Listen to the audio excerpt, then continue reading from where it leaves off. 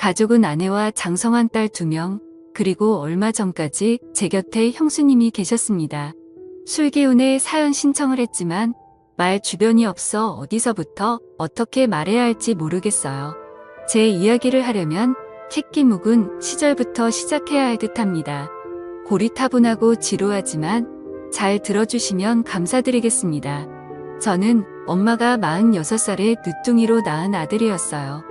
지금에야 많이 나았지만 저 어린 적만 해도 최고로 노선이었습니다. 제 위로 22살 터울의 형이 있었으니까요. 엄마는 저를 낳자마자 건강이 악화되셔서 돌아가셨고 아버지께서는 저를 3살 정도까지 키우시다가 좋은 분 만나 재혼하셨는데 안타깝게도 재혼한 분께서 저까지는 원하시지 않으셔서 절 형한테 떠맡기다시피 하셨대요. 형은 제가 4살 때 이미 22살이었고 가정을 꾸린 상태였습니다. 형수님도 계시고 형의 아들도 있었는데 제 조카랑 저랑은 생일만 10개월 차이 나진 아이는 같았네요. 형은 절 형수님 앞으로 데려온 날 절 어찌해야 할지 쥐인마냥 고해에 성사하며 형수님 뜻대로 하겠다고 했대요. 그러자 형수님 당연히 당신 동생이면 내 동생이나 마찬가지인데 우리가 맡아야지 오갈데 없는 도련님을 버릴 것도 아니면서 괜히 떠보긴 하며 형을 안심시켰다고 했대요. 전 그렇게 형의 가족 구성원이 되었고 조카랑 형제마냥 치고박으며 같이 자라게 되었습니다. 주변에서는 형이 밖에서 낳아온 아들을 기른다며 소문이 나 동네에서 얼굴 붉힐 일이 많았는데 굳건한 형수님이 계셔 버틸 수 있었다고 하네요. 형이 밖에서 돈 벌어오는 동안 형수님이 저와 조카를 맡아 기르며 제 통기저귀를 다 갈아주며 아들처럼 돌봐주었대요. 저희는 교회를 다녔는데 어린 적 기억을 떠올리며 형수님이 성가대에서 하얀 가운을 입고 찬송을 불렀던 모습은 마치 천사처럼 눈부실 정도로 아름답게 보였습니다. 이 때문에 제 이상형은 성가대에서 찬송을 아름답게 부르는 사람이 되었답니다. 조카는 제게 삼촌 대우를 해준 적은 없었어요. 야, 너 하대하며 제 심기를 긁어놨고 행여 제가 자기 엄마를 뺏어갈까 싶어 심술 부리고 못살게 굴며 저를 경계했네요. 그 때문에 조카랑 매번 피 터지게 싸웠던 기억이 납니다. 형수님께서 저희 때문에 골머리를 쌓아내셨지만 나중에는 어디 마음껏 싸워보라고 일부러 판도 벌여주시더군요. 전 어린 시절을 형의 가족들의 사랑 안에서 보냈습니다. 그런데 제가 중학교 2학년 때 저희 가족들의 인생을 송두리째 바꿔놓을 충격적인 사건이 터졌습니다.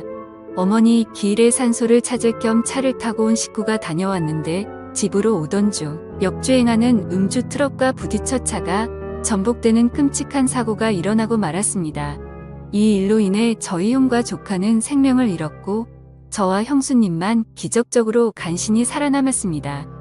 의식을 차린 후 관계자한테 들었는데 차가 전복되어 불이 나 못 빠져나왔을 때 의식 있던 형수님만 손에 닿았던 절구할 수 있었고 바로 폭발로 이어지는 바람에 형과 조카는 차 안에서 운명을 달리하고 말았다고 했습니다. 형수님 또한 절구하려다 얼굴에 화상을 입었다고 하더군요. 비극적인 소식을 들은 저는 미치기 일보 직전이었습니다. 형과 조카의 모습이 눈에 선한데 다신 볼 수 없다니 제정신일 수가 없었습니다. 형수님도 남편과 자식을 잃은 충격에 상태가 망가져갔네요. 그토록 긍정적이고 밝았던 사람이 소중한 이들을 위로니 반성장 상태가 되더군요. 피부치드를 앓은 슬픔은 겪어보지 않은 사람은 아무도 모릅니다. 생살이 도려져 지켜지는 기분이더군요. 저 역시 퇴원하기 전까지 심신이 완전히 치료가 될 때까진 시간이 많이 필요했고 조금씩 정신이 들 때쯤 형수님을 매일 찾아뵈어 어서 제자리를 찾길 바랬습니다. 시간이 어느 정도 흐르자 형수님도 정신이 돌아오기 시작하더군요. 형수님의 친정 식구들은 형수님께 목숨 걸고 구하려면 남편이나 자식을 구할 것이지 하필 시동생을 구할게 뭐야 몸이 회복되는 대로 시동생 돌봐줄 기관으로 보내버려라며 타박하는데 형수님은 화를 내며 식구들한테 그런 말일 거면 다시 찾지 말라고 매몰차게 쳐버리셨습니다. 형수님은 버려질까 불안해했던 저를 꼭 안아주시고 말씀하시네요. 도련님은 이제 내 자식이다. 마찬가지야. 남편도 자식도 잃은 내게 도련님밖에 없어. 우리 시간이 걸리겠지만 먼저 간 그 일함 우리 아들 목까지 같이 잘 살자. 약속하는 거야. 저는 고개를 끄덕이며 형수님과 약속을 했습니다. 형수님 말 맞다나 형과 조카 목까지 행복하게 잘 살아보자고요. 그치만 형수님의 친정 식구들 말이 간간히 생각나며 형과 조카 대신 제가 살았다는 자책감은 절 헤어나올 수 없는 철망으로 내몰더군요. 잠을 자면 악몽을 꿀같은 눈으로 밤을 지새는 경우도 많았습니다. 괴로웠던 전 인생을 삐뚤게 나갔고 고등학교 때부터 비행을 일삼기 시작했습니다. 형수님은 저 때문에 학교와 경찰서에 밥 먹듯 불려가서 선생님들과 피해자들한테 굽신거리기만 했네요. 괴로웠던 전 인생을 삐뚤게 나갔고 고등학교 때부터 비행을 일삼기 시작했습니다. 피 한 방울 안 섞인 형수님께 미안하고 죄송했지만 이렇게 스스로 망가지지 않으면 살기가 괴로웠습니다. 형수님은 참다 못해 날 잡아 본심을 토해내더군요. 도련님 이따위로 살라고 내가 목숨 걸고 구한 줄 알아. 내 손잡고 살았으면 그이랑 내 아들 목까지 같이 있게 살아야지. 내가 허비하고 있는 날은 내 사람들이 그토록 살고 싶었던 삶이야. 이럴 거면 같이 죽자. 나도 생에 미련 없어. 다 그만두고 싶다고 형수님이 약을 쓰며 병제약을 마시려는 거 저 놀면서 형수님을 저지했습니다. 잘못했어요. 형수님 너무 괴로워서 그랬어요. 형이랑 조카 생각하면 미칠 것 같아서 그랬어요. 그러게 왜 날 구했어요. 형수님한테 더 소중한 사람들 구하지 왜 나 같은 걸 구해서 힘들어해요. 아니 형수님 저를 세상 다정하게 어루만지시며 애써 눈물을 삼키곤 말씀하시네요. 도련님은 나한테 정말 소중한 사람이야. 그걸 왜 몰라. 내 가족들은 누구와 나 다르지 않고 다 소중해. 그래서 망설임 없이 도련님을 구했던 거였는데 지금의 도련님을 보면 후회돼. 그냥 그때 다 같이 죽을 걸 누구 하나 상처받는 일 없게 그냥 죽을 걸 그랬어 하며 결국 흐느끼십니다. 저는 형수님의 눈물에 가슴이 미어져 형수님께서 구한 제 생명 형수님 뜻대로 같이 있게 살겠노라고 형수님을 위한 삶을 살겠노라고 약속했습니다. 저는 고등학교만 졸업하고 취업을 희망했지만 형수님께서는 우리 아들이 생이 짧아 못 간 대학 도련님은 꼭 갔으면 좋겠다고 부탁해서 형수님을 위한 삶을 살겠노라고 약속했습니다. 정신 차리고 공부를 시작했고 형수님의 뒷바라지 안에서 재수 끝에 서울에 있는 대학에 합격했습니다. 형수님의 기뻐하는 얼굴이 떠올라 덩달아 기쁘더군요. 전 형수님께 대학 등록금 부담을 짐지우지 않으려고 아르바이트를 구했지만 형수님은 이거 우리 아들 하늘 날아갈 때 받았던 보험금이야. 도련님 등록금하고 대학 생활하는데 유흥이 잘 써줬으면 좋겠다며 내주시더군요. 그걸 제 앞에 주시는 그 마음을 너무나도 잘 알기에 전 차마 받을 수 없었지만 결국 설득당해 눈물을 삼키고 받았습니다. 저는 악착같이 공부에 장학금을 받아 학교 등록금을 충당했고 형수님이 주신 돈은 주식을 배워가며 투자를 해 돈을 조금씩 불려나갔습니다. 전 형수님께 절 구해주려다 남긴 화상 상처를 치료해주고 싶어 병원을 갔지만 형수님께서는 시간이 그이와 내 아들의 존재를 잊혀지게 하는 게 싫어. 내 얼굴 나 하나도 안 부끄러워. 네 우리 가족들이 기억했던 내 얼굴 그냥 두게 해줘 부탁한다라며 호사코 거절하셨습니다. 형수님은 상처를 통해 형과 조카의 죽음을 잊고 싶지 않았던 겁니다. 그날따라 많이 제 가족들이 그리웠네요. 그러던 어느 날 형의 장례식에도 오지 않았던 아버지가 연락이 닿아 형수님과 저를 찾아오셨습니다. 형의 죽음에 대해 안타까워하시다. 문득 형수님께 내 아들 보험금을 내게 좀 나눠줘야겠다. 형편이 어려워져 돈이 필요하구나. 아버지인 내게도 그 돈에 대한 권리가 있다고 생각한다 하며 형의 보험금을 요구하시는데 낯짝이 두꺼운 것도 유분수지 어쩜 저리도 뻔뻔스럽고 못됐는지 저는 형수님 대신 아버지께 되들었습니다. 그거 수익자가 다 우리 형수님 앞으로 되어 있었던 거예요. 형 장례식도 오지 않았으면서 어떻게 이제와 보험금을 요구할 수가 있어요. 자격 없는 사람한테 절대 못 줘요. 했지만 형수님은 긴 한숨을 쉬시며 철 말리시고는 아버지께 일단 가시라며 이미 아버지 몫으로 빼놨으니 알아서 드리겠다며 하셨네요. 전 형수님께 난리를 쳤지만 형수님 은절을 다독이며 아무리 미워도 아버지께 그러는 건 아냐. 아버님 피부치한 도련님이 많이 그리웠을 텐데 다음번엔 따뜻하게 맞아주면 내 마음도 편할 것 같아. 그래 줄 수 나는 말에 답답함에 목이 메이더군요. 형수님은 연락단은 아버지와 절 이어주려고 노력했습니다만 아버지는 보험금을 받은 후에는 절 찾지도 보지도 않으시더군요. 슬프게도 아버지의 목적은 자식보단 돈이었나 봅니다. 하기사. 그러니 옛날에 세장가 가셨을 때도 저희 형한테 떠맡겼던 것이겠죠. 아버지를 보며 다 같은 부모가 아니라고 느꼈습니다. 제겐 예전도 앞으로도 가족은 형수님 한 분밖에 안 계셨네요. 저는 대학을 졸업하고 취업을 하게 되었습니다. 바쁜 와중에서도 형수님을 행복하게 해드리고 싶어서 드라이브며 맛집 코스며 같이 데이트를 했습니다. 형수님과 좋은 시간을 보내는 것 자체가 제게 행복이었어요.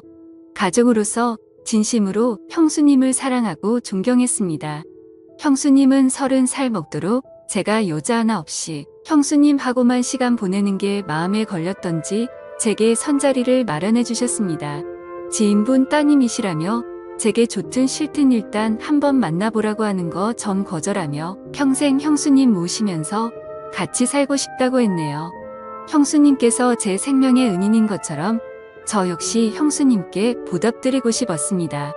그렇지만 결국 전 형수님께든 떠밀려 선자리에 나가게 되었고 형수님 이 간절히 바라고 원해 그 여자분과 결혼 약속까지 하게 되었습니다.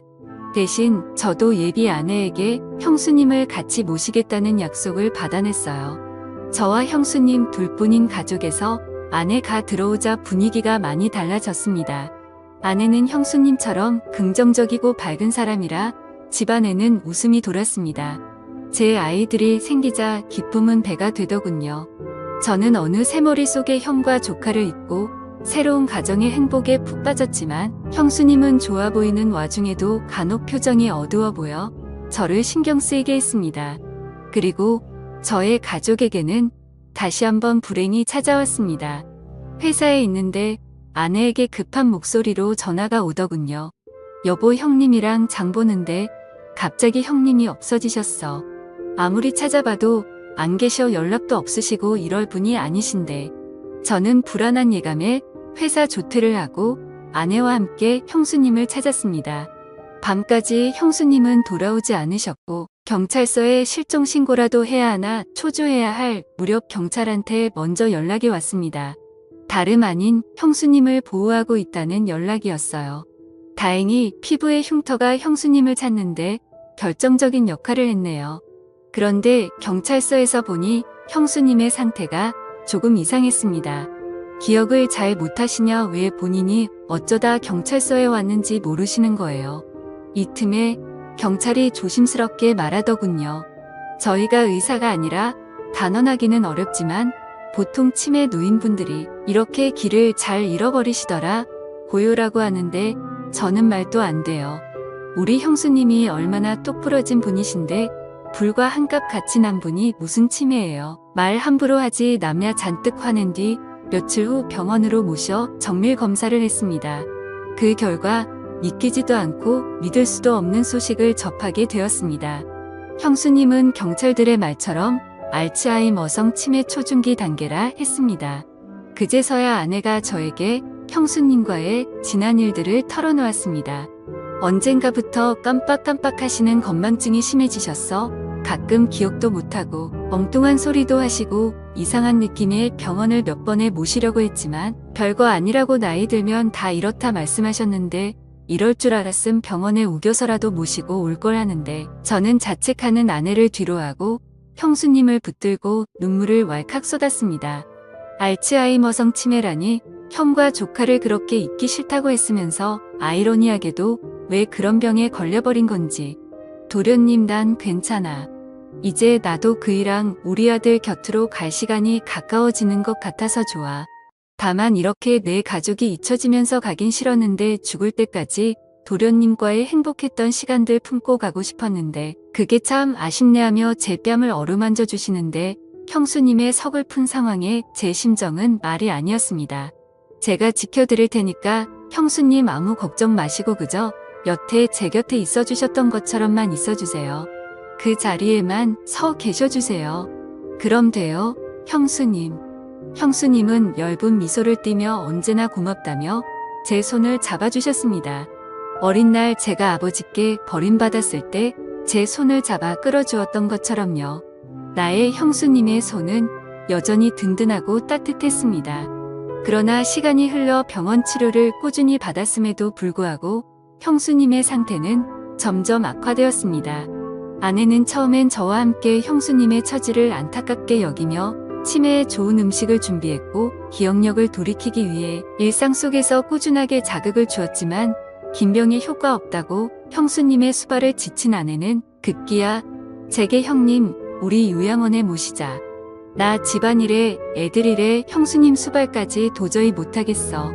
솔직히 시어머니도 아니고 당신 형수인데 나 이만큼 했음 잘한 거야.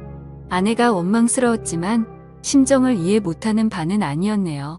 제 부모도 모시기 힘든 치매 노인 수발 들기 얼마나 힘들겠습니까? 아내에게 강요할 수 없었던 저는 그동안 수고했다고 말하고 제가 직접 모시겠다고 했네요.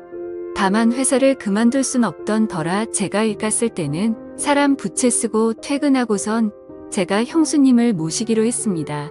밤낮으로 쉴 틈 없이 지내니 체력이 바닥난 상태였지만 형수님을 끝까지 놓을 순 없었습니다. 아무리 요양원이 좋아졌다 한들 제 마음이 불편해 버틸 수 있는 한 그곳으로 모실 순 없었습니다. 하지만 형수님의 치매 증상은 날이 갈수록 심각해져 갔고 급기야는 정신이 오락가락하며 대소변도 가리기 힘드시고 절 알아보지 못하는 단계까지 이르렀습니다. 형수님을 감당하기 벅찬 저는 마침내 주변의 건의로 형수님을 요양원에 보내는 못난 결심을 하고는 요양원으로 가기 전날 밤 형수님 곁에서 자리를 지키기로 했습니다. 그런데 그때 형수님께서 제 뺨을 어루만지며 미소를 지으시더군요. 그러시면서 제게 여보 당신 하시는데 아마 절 그토록 그리워했던 형으로 아졌나 봅니다. 제 손에 입맞춤 하시며 눈물을 흘리시더군요. 여보 나 도련님하고 살면서 너무 행복하게 살아서 당신한테 미안해 어쩌지. 우리 아들 못난 어미 차지하려고 도련님한테 유독 질투가 많았는데 사고 때 손 못 잡아줘. 애기가 많이 미웠을 텐데 내가 도련님하고 살아 생전 좋은 추억들만 쌓았다고. 날 싫어하면 어쩌지. 도련님이 원망했던 날들이 많았지만 도련님에게 기뻤던 적이 더 많았어. 도련님과 헤어지기 싫어 이 세상에 미련이 남는다면 주책맞은 늙은이 너무 욕심 부리는 거라고 하시는데 저는 형수님의 진심에 목이 메어 하염없이 눈물을 떨어뜨렸습니다. 보잘것없던 제가 형수님이 아니었으면 사람 굿이라는 삶을 살 수 있었을까요? 부모에게조차 버림받은 제가 형수님이 아니었음 세상을 당당히 볼 수 있었을까요? 제가 그날 사고로 형수님께 생명을 비친 날 제 존재를 구원해 주신 분은 바로 형수님이셨어요. 저는 형과 조카에게 내 어머니이자 가족이었던 나의 형수님을 제발 제 곁에 오래 머물게 해달라고 바라고 기도했습니다. 그리고 10년이 흐른 지금 형수님은 요양원에서 제 손을 잡으시고 운명하셨습니다. 저는 형과 조카에게 내 어머니이자 가족이었던 나의 형수님을 제발 제 곁에 오래 머물게 해달라고 바라고 기도했습니다. 잡으시고는 운명하셨습니다. 방년 72세 꽃잎이 지듯 그녀의 생명도 날아가 버렸습니다. 형과 조카에게 형수님을 그리 보내드린 후 저는 형수님께 받은 사랑을 많은 이들에게 전하기 위해 시간 날 때마다 형수님께서 머무신 요양원과 보육원에서 봉사활동을 하고 있습니다. 어린 날에 갈 곳 없는 철사랑으로 품어주시고 새 생명을 주신 형수님 당신이 계신 그곳에서 제 형과 조카까지 만날 그날을 위해 당신이 가르쳐준 대로 삶을 가치 있게 살 겁니다. 감사합니다.